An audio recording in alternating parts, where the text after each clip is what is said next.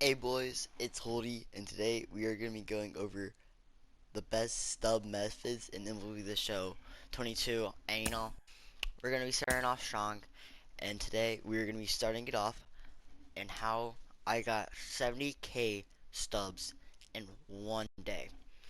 That's all the grinding I got in one day. And first off, what you're going to want to do is I'm going to show you how to flip cards. And I recommend when you're flipping these cards, you want minimal overall to be 80 and max to be 84, and that's the only filter you want. And now you're gonna have all the 80s and 84s, and what you're gonna want to do here is like this JT Realmuto is a great example of a card you would want to flip, or like this Trevor Story or this Erie Perez, the Cedric Mullen, any cards where it's like the buy now is like 700, is over 500 is I would say the basis. So like even this Nick Gonzalez would almost be there, or like this Mika Bell. But if they are 5k or more subs higher on the buy now than sell now, you're going to want to choose them. And yeah, so we're going to be going into this. And what you do is you create a buy order. So for this one, it'd be 4063, and then you would finalize this order. And then once you complete this order, you would then sell it on the sell side for 4779. So I'm gonna buy one real quick just to show you how to do this. And you can be flipping cards like this just constantly, just do and see came away straight away. So now I'm gonna create a sell order for 4775, and now I'm gonna be putting this in, and I'm going to be making, with the tax, probably like a 500k stub increase, because this is a big like stub increase difference. So yeah. And alright, the JT Realmuto sell order just came in.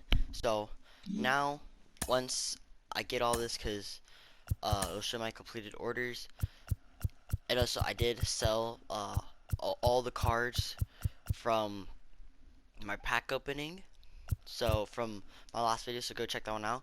But no, this is the main method, and you still can get 70k stubs in a day with this method and a couple other methods. So that card just came in, and hopefully I'll get my stubs back. And I made like a 500k stub like increase or something like that. So you're just gonna want to go through the marketplace, pick only golds. I wouldn't do silvers, and I would not do diamonds, because the tax, because you do actually get tax. You get 10% you don't make.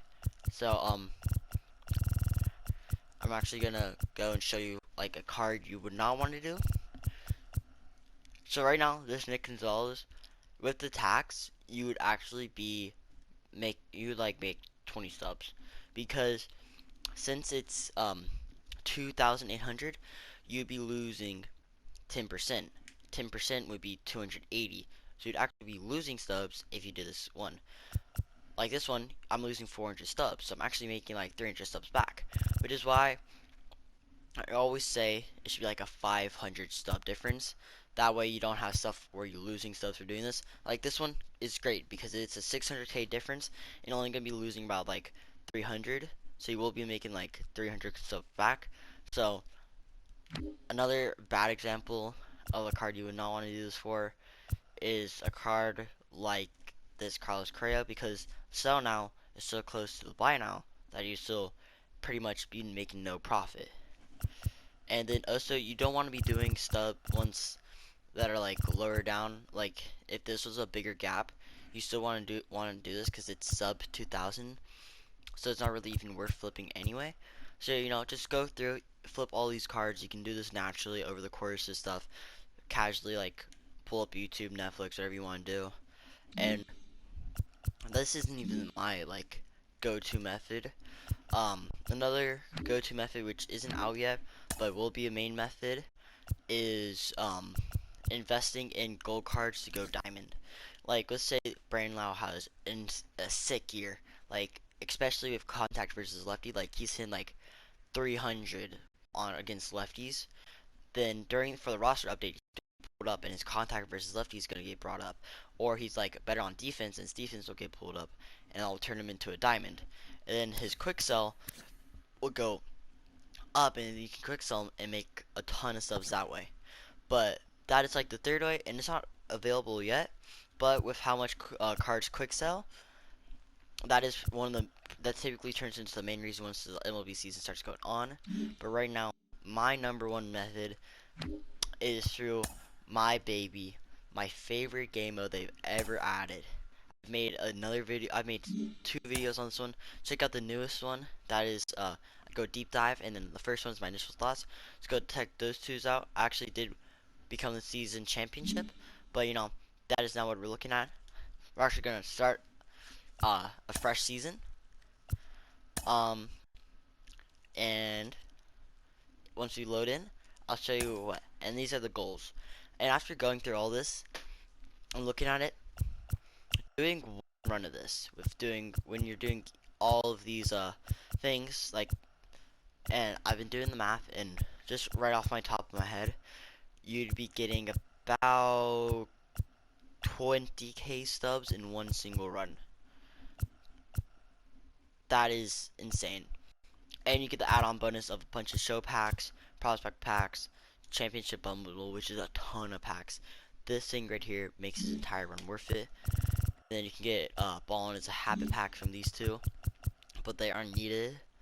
And then you also get a ton of XP, but the amount of stubs you get from this run, I mean, just by making it into the playoffs and winning, you get 13k guaranteed. It is amazing how good mini season is for making stubs, especially for how easy some of them are. Like better than most, or notice me senpai, notice me. Such a weird name, but you know that's 2k subs right there. So you're making like 20k subs from this, and it's not hard. It's really easy to do. You can get this done in like 2-3 days, and that's just 20k subs like that. You get it done so fast. I mean, if you really grind this out, you could get this done in like one Saturday when you have a lot of time. But you know, taking into account all 3 of these methods, I'd say these are your 3 best methods, and I would say it would probably go overall. I'd say flipping cards would be number 3 right now. I will not actually number 3 right now is the card investments, but once the season starts and you know there start being roster updates, it goes flipping cards, mini seasons, and card investments. But right now, mini seasons is the number 1 best method for making subs in MLB The Show. And real quick, while you're doing all this, you're also going to be making stubs and earning stuff from completing this program, because you're going to be getting XP from all this. And if you look, you get like 500 XP, 1000 XP for like 1500 XP. So you're making a ton of XP through this as well. So far I've made, if I do the math, 10, 2000, 3000, 3.5, 5k XP. I've gotten 5k subs just from doing this, and I haven't even been using this method.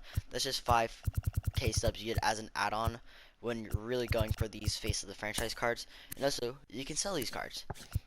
Like, if I really wanted to, I could go and I could sell like this Aroldis Chapman, or this Raphael, or this Cedric Mullins. And these, since these aren't non-sellable, that's like, I think the Aroldis Chapman, yeah, Aroldis Chapman, if you sell this, that's 2.75k stubs just in your back pocket, like it's nothing. So I hope you guys enjoyed. I hope you guys got a lot from this.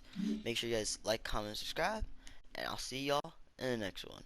Peace.